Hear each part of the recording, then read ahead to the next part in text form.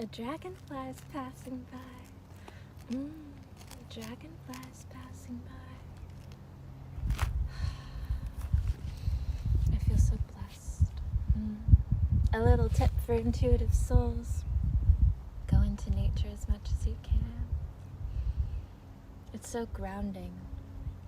It's so grounding.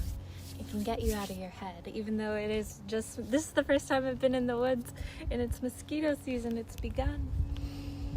But still go into nature.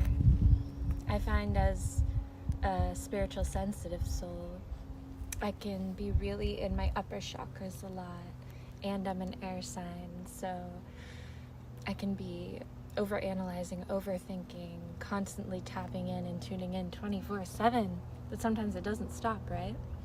So doing exercises that ground me is so important. Nature just calms me. It can take away your anxiety so easily.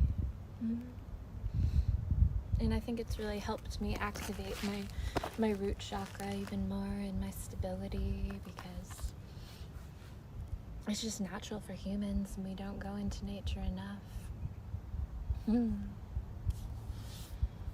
It just feels so nice.